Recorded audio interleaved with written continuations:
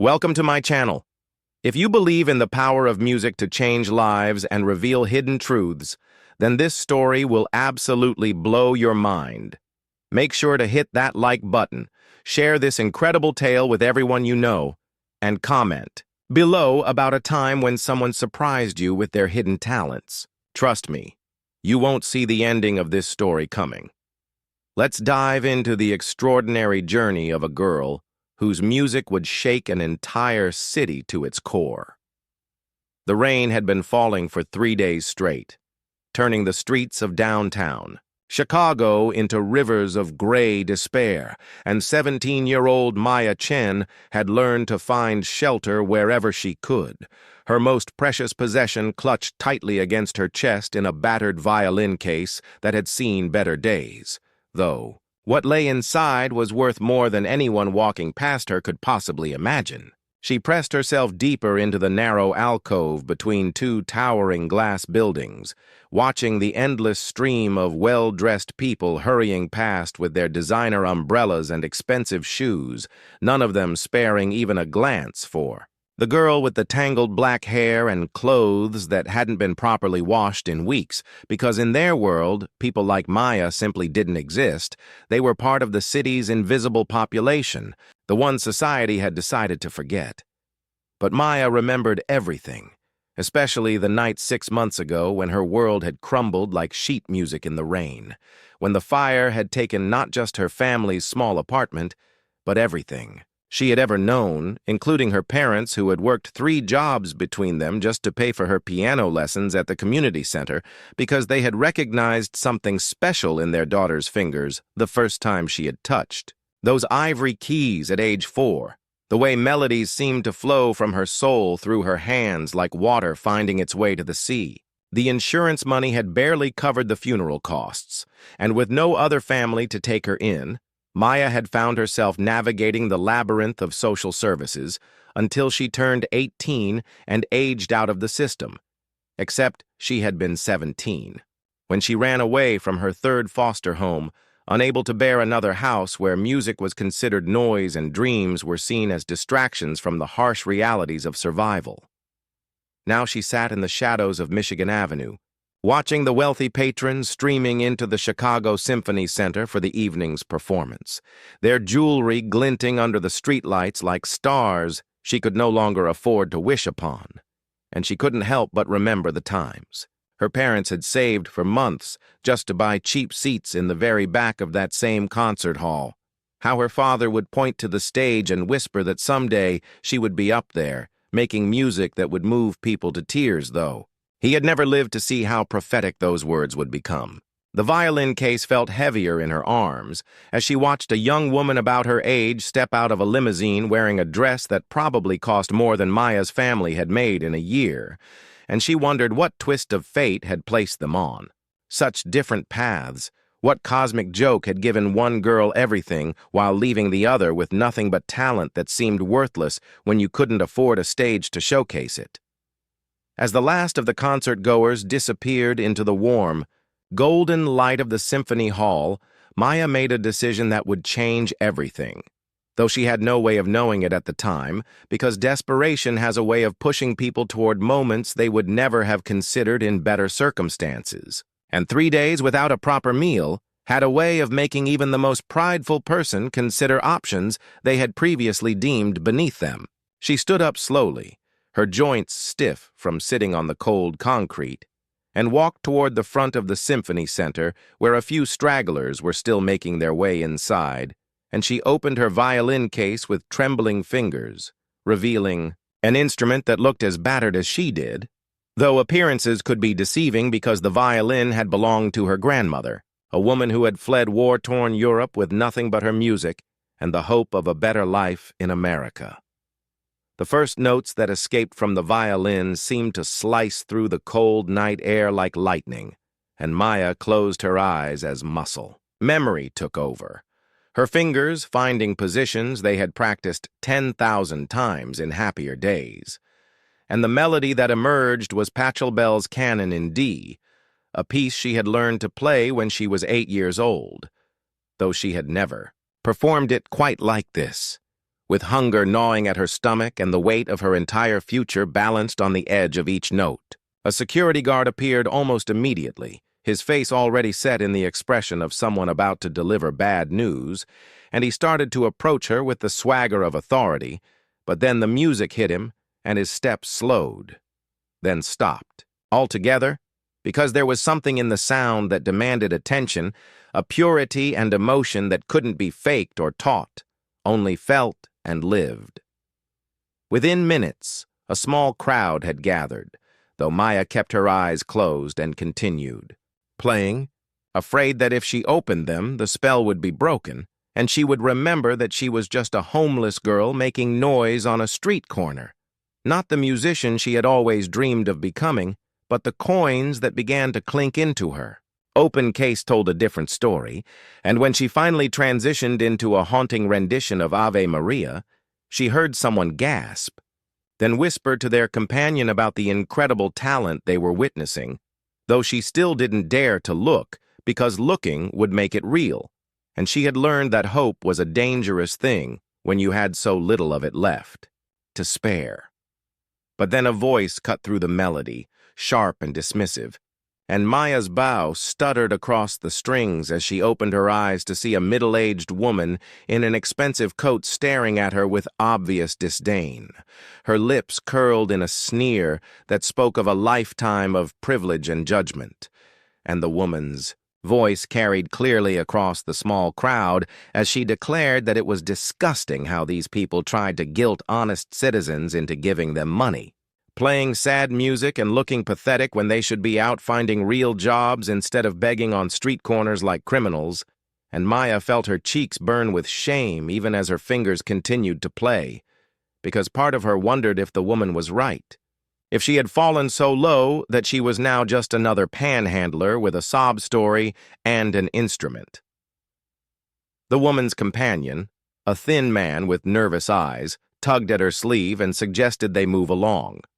But she shook him off and stepped closer. To Maya, her voice rising as she continued her tirade, asking the gathering crowd if they really wanted to encourage this kind of behavior, because giving money to these people only enabled them to avoid taking responsibility for their lives. And didn't they realize that most of these street performers were probably drug addicts or criminals who were too lazy to get real jobs? And Maya's bow began to shake as tears threatened to spill from her eyes, because even though she knew the woman was wrong, the words still cut deep into wounds that had never properly healed. That's when an elderly gentleman in a perfectly tailored suit stepped forward from the crowd, his silver hair gleaming under the streetlights and his eyes blazing with an anger that seemed barely contained, and he looked directly at the woman as he spoke in a voice that carried the authority of someone accustomed to being heard and obeyed, telling her that she was not only wrong but criminally ignorant, because what she was witnessing was not begging but artistry of the highest caliber. And if she had any appreciation for music at all, she would recognize that this young woman possessed a talent that most people could only dream of, a gift that transcended social status and economic circumstances, and perhaps if she spent less time judging and more time listening, she might learn something about the true nature of worth and value. The woman sputtered and protested, but the man continued speaking, his voice growing stronger as he addressed not just her, but the entire crowd, explaining that he had been attending concerts at this very venue for over 40 years, that he had heard some of the greatest musicians in the world perform on that stage, and yet he had rarely been moved as deeply as he had been by this young woman's performance, because true musicianship wasn't about expensive instruments or formal training or prestigious venues. It was about the ability to touch the human soul through sound, to communicate emotions that words could never express. And anyone with ears to hear could recognize that this girl possessed that rare and precious gift in abundance. Maya's hands had stilled during this exchange, and she stared at the man with wonder and disbelief, because no one had defended her in months. No one had seen her as anything more than an inconvenience or a problem to be solved. And here was this distinguished stranger treating her like she mattered, like her music had value, like she was worthy of respect and recognition, and the feeling was so overwhelming that she almost started crying right there on the sidewalk in front of everyone. But instead she lifted her violin again and began to play, pouring all of her gratitude and amazement into a piece she had never performed publicly before, Vivaldi's Four Seasons, starting with Winter, and the notes that emerged were so hauntingly beautiful that conversations stopped and traffic seemed to slow, because the music demanded attention in a way that couldn't be ignored or dismissed. As she played, more people gathered, and Maya noticed that many of them were dressed in the elegant attire of symphony patrons, people who had probably been on their way into the concert hall, but had been drawn by the sound of her violin, and she realized with a start that she was keeping them from their planned entertainment. But none of them seemed to mind. In fact, many of them seemed more engaged with her street-side performance than they had probably been with any concert they had attended recently, because there was something raw and immediate about her music that polished concert hall performances sometimes lacked, an urgency and desperation that added depth to every note.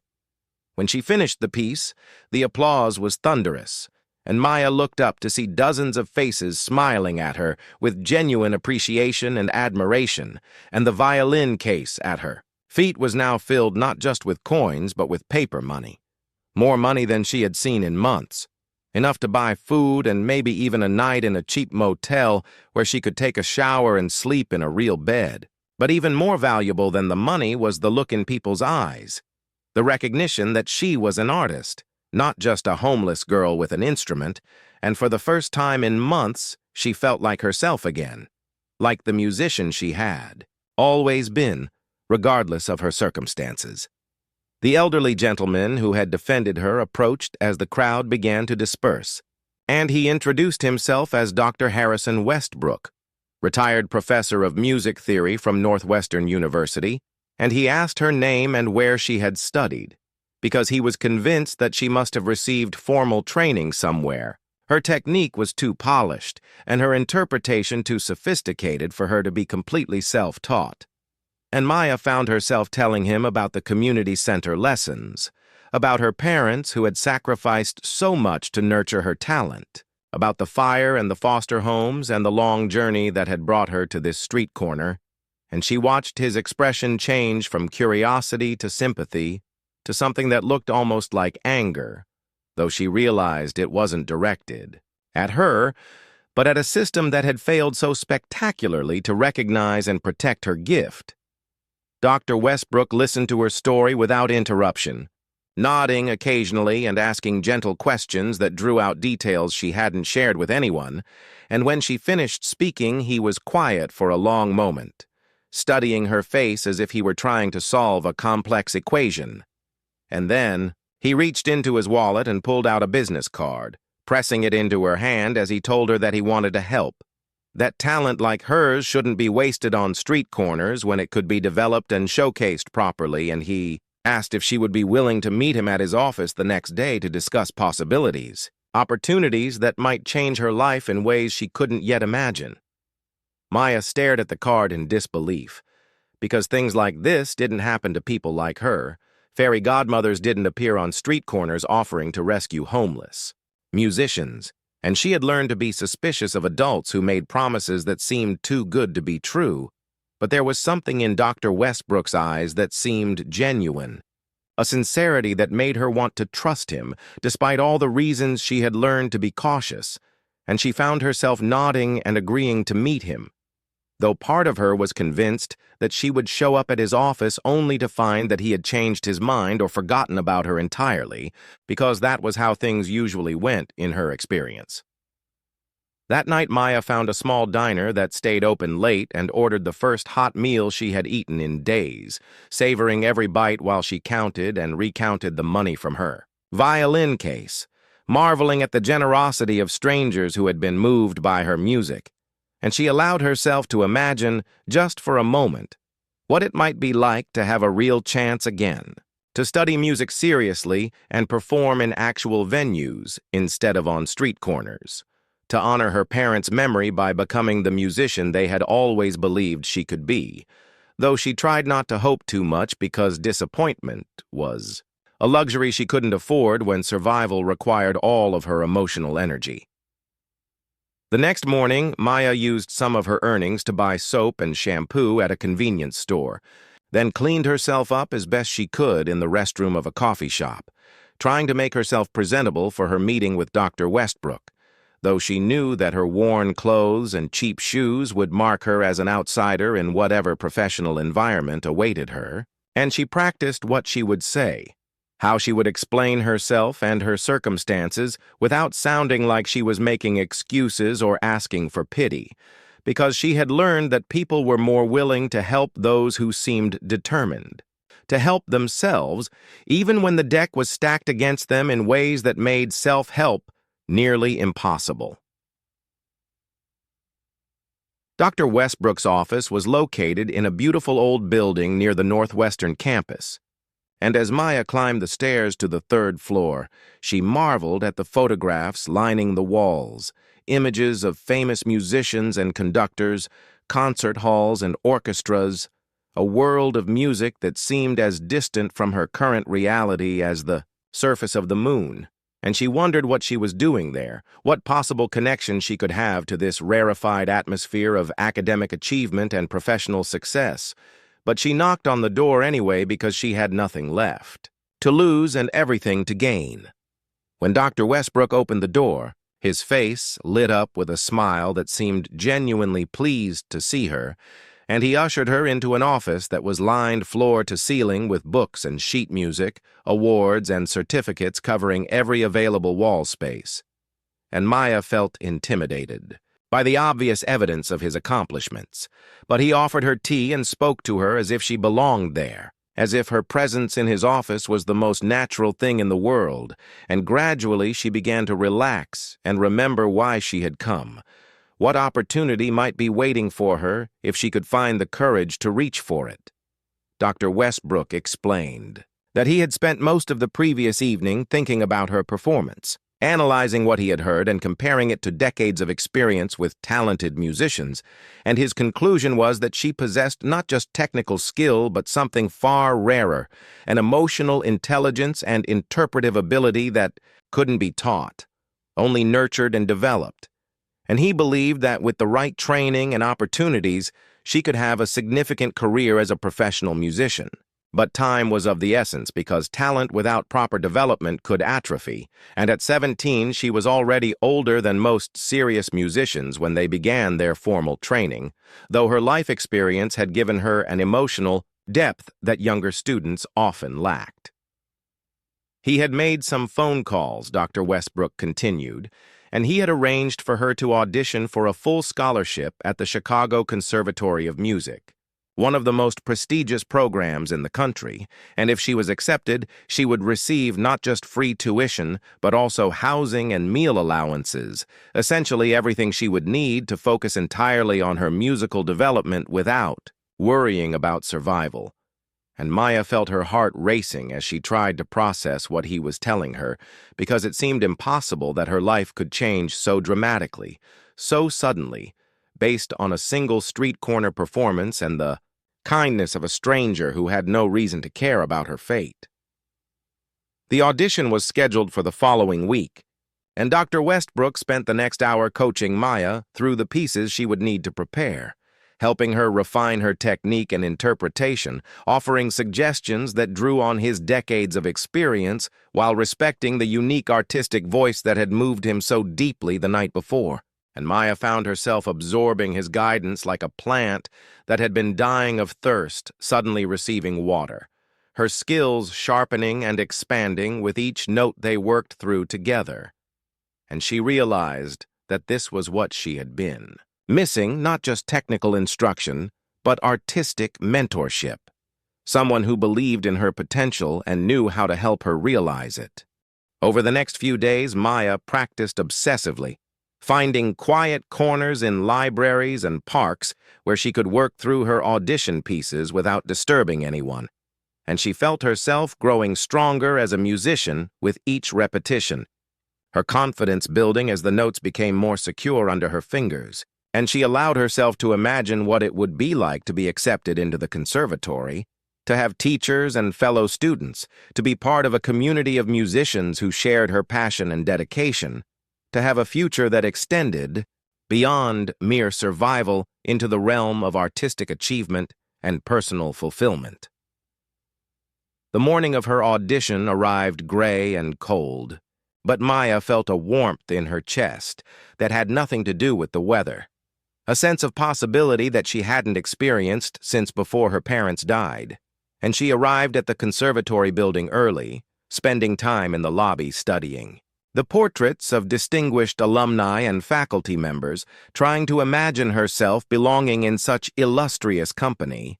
though part of her still couldn't quite believe that this opportunity was real, that she wasn't about to wake up from a dream to find herself back on the street corner with nothing but her violin case and her fading hopes.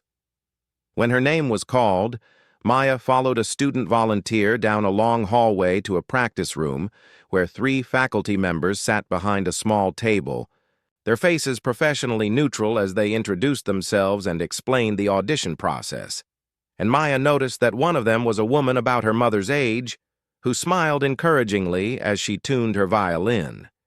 And that small gesture of kindness helped calm her nerves as she prepared to perform the pieces that would determine her future, the music that would either open doors or close them, depending on her ability to channel all of her training and natural talent into a few crucial minutes of performance. She began with the Pachelbel piece that had started everything, the same canon in D that had drawn the crowd on that rainy night, outside the Symphony Center, but this time she played it with all the refinements Dr. Westbrook had taught her, the subtle dynamics and phrasing that distinguished professional performance from amateur enthusiasm, and as the familiar melody filled the small room, she felt her confidence growing, her connection to the music deepening, and she could see in the faculty members' faces that they were beginning to understand what Dr. Westbrook had recognized in her playing, the rare combination of technical skill and emotional authenticity that marked truly exceptional musicians. The Vivaldi piece came next, and Maya lost herself completely in the intricate passages and soaring melodies, her fingers dancing across the strings with a precision and expressiveness that surprised even her, because she was playing better than she ever had before, reaching heights of artistry that she had only dreamed of achieving, and when the final note faded into silence, she looked up to see the faculty members exchanging glances that seemed to communicate volumes, their professional composure cracking just enough to reveal genuine amazement at what they had witnessed. And Maya knew before they said a word that something extraordinary had just happened in that small practice room, something that would reverberate far beyond the walls of the conservatory.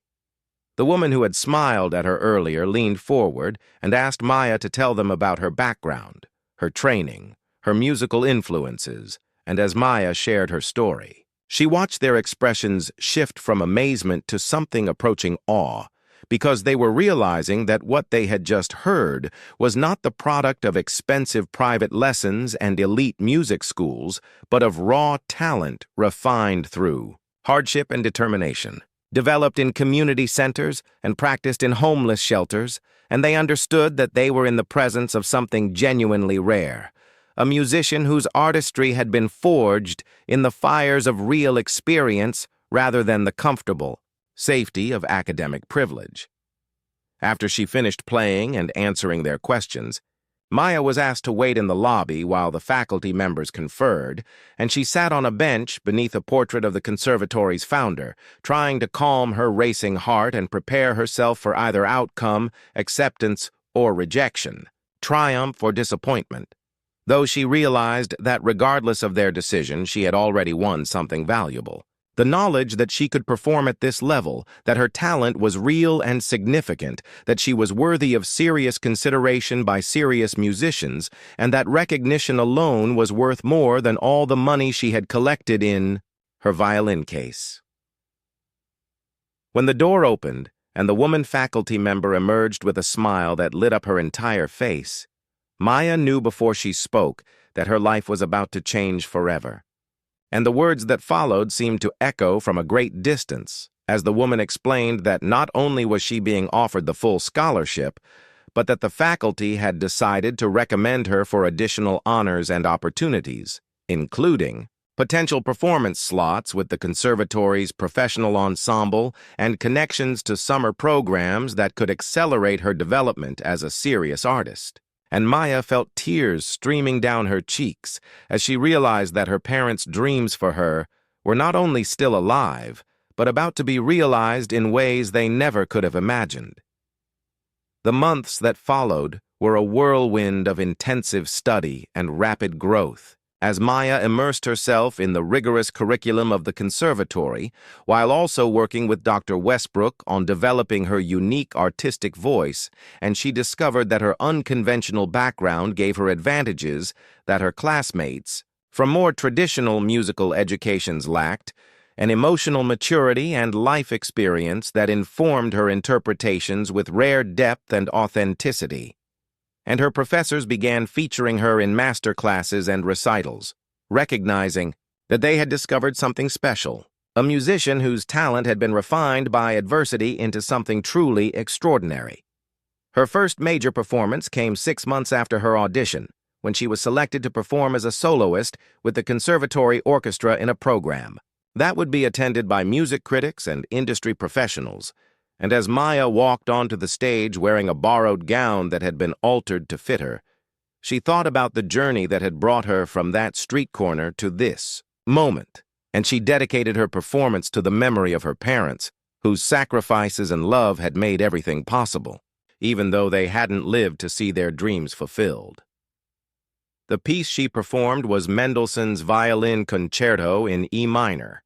a technically demanding work that showcased both her virtuosic abilities and her mature musicianship. And from the first note, the audience was captivated by her playing, by the way she made the violin sing with a voice that seemed to speak directly to their hearts. And as she navigated the challenging passages with grace and power, Maya felt herself transcending not just her humble beginnings, but the very limitations of her instrument, becoming a conduit for something larger than herself, something that connected her to every person in that concert hall through the universal language of music. When the final note faded and the audience erupted in applause, Maya stood on that stage and realized that she had not only survived the darkest period of her life, but had emerged from it transformed, her talent refined by suffering into something that could move people to tears and inspire them to see beauty in unexpected places. And as she looked out at the sea of faces celebrating her achievement, she saw Dr. Westbrook in the front row, his eyes shining with pride and satisfaction. And she understood that sometimes the most important moments in our lives come not from careful planning, but from chance encounters with people who recognize something valuable in us that we might not even see in ourselves. The standing ovation continued for several minutes, and as Maya took her bows, she caught sight of someone in the balcony who made her heart skip a beat. Because there, applauding with tears streaming down her face, was the woman from that night outside the symphony center, the one who had called her a beggar and accused her of taking advantage of people's kindness. And their eyes met across the concert hall in a moment of recognition that spoke to the transformative power of music and the danger of judging others based on appearances rather than substance. And Maya smiled and nodded at the woman, not in triumph, but in forgiveness, because she understood that everyone was on their own journey, and sometimes it took witnessing something truly extraordinary to open hearts and minds that had been closed by prejudice and assumption. After the concert, as Maya stood in the lobby receiving congratulations from audience members and industry professionals, she realized that her story was just beginning, that this performance was not an ending, but a commencement, the first step, in a career that would take her to concert halls around the world, where she would share not just her musical gifts, but the message that talent and worth exist in unexpected places, that society's discarded and forgotten members might possess treasures beyond imagination, and that sometimes the most beautiful music comes from those who have learned to transform pain into art, loneliness into connection, and despair into hope through the miraculous alchemy of human creativity and divine inspiration, and she knew that wherever her music took her, she would never forget the street corner where it all began. The moment when a homeless girl with a violin case full of dreams dared to play for her supper and ended up feeding the souls of everyone who stopped to listen.